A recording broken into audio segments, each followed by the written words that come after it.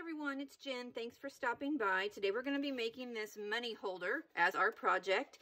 And the couple examples I made are specific to a couple different, I guess, events. This one is for like a wedding.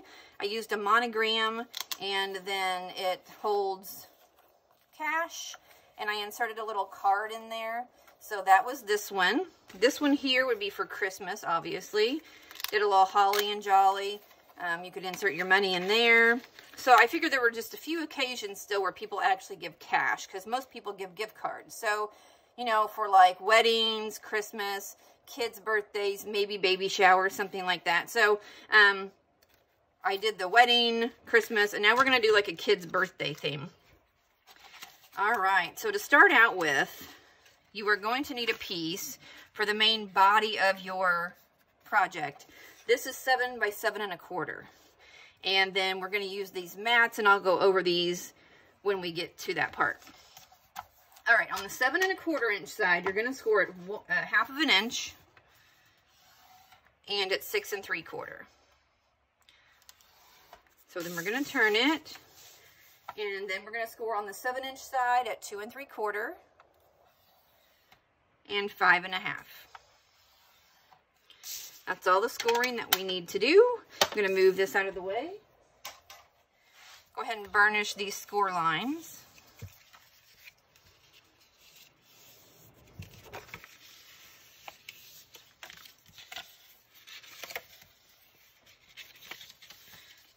Make sure everything's evened up the way it should be.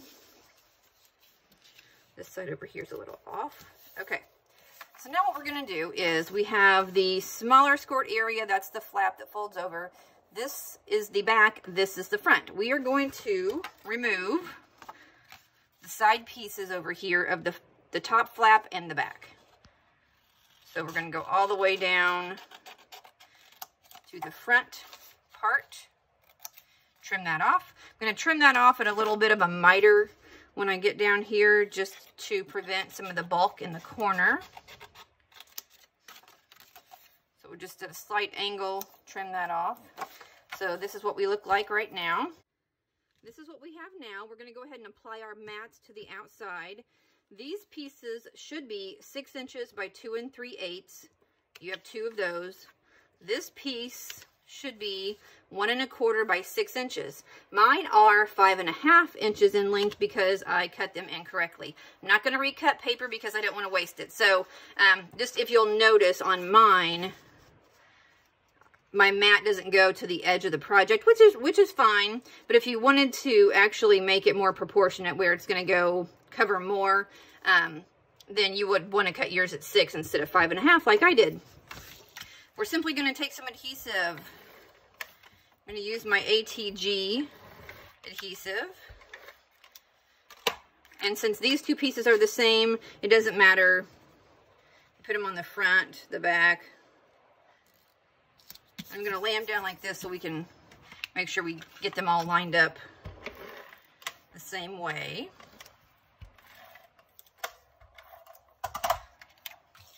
Stick this one on here. Even it up as best as I can, like that. This piece here. I'm going to actually round the corners on one of the long sides because I'm going to round my corners on my flap, and it just looks better if everything kind of matches. Okay, so I'm going to hold that right there for a minute. Come in, this is my flap that folds over. I'm going to round the corners on this. And then I'm going to, I know that I'm going to want just a little punch out here in the center. So I'm going to eyeball the center and come down and just punch out a little bitty notch there. Okay, let's go ahead and put this mat on.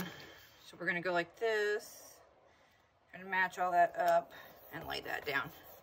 Okay, now we need some adhesive on these sides. I'm going to actually use my score tape for this.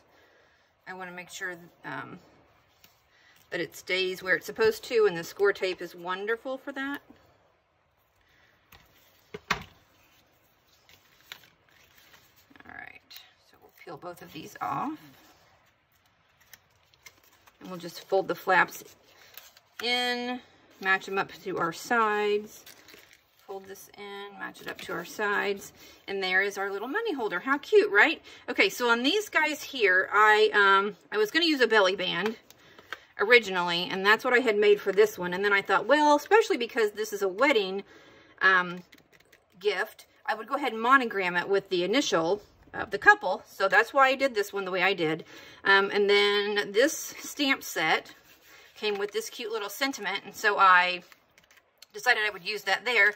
So I haven't really decided what I want to do for this one yet. I know I have these little circle cutouts, so what I'm probably going to do is cut out a bigger circle, a larger circle, that I can mat this to and maybe stick it there in the center and use it as a closure as well. So let me go ahead and get my larger punch out. I'm going to punch a mat for this piece, and we'll come back and we'll assemble everything.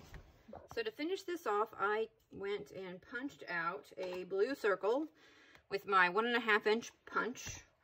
And then with our pattern paper, I used a 1 inch punch.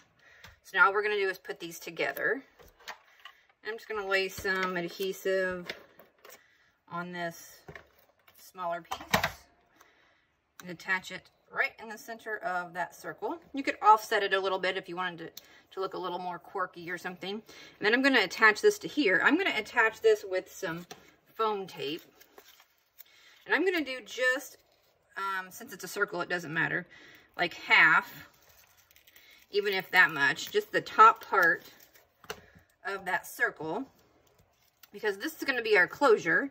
So I'm going to take this and I'm going to put this on top of here, centered up, just like that. And then I'm going to bring in a Velcro dot, and I should be able to use this one here. I've just cut in half. This should be just fine for this. I used a whole circle on those two, but I think half would be just fine. This is not a heavy project, and you're not going to put anything really heavy in it. Closes really easy. So yeah, half of a circle, Velcro circle, would be plenty for this. Okay, so this is the project. You could go ahead and put a little happy birthday stamp or whatever you wanted to use for your greeting. Pull out my dollar here. Put it in. Make you a little card or insert for the inside. And that's the project for today. Thanks for watching. Bye-bye.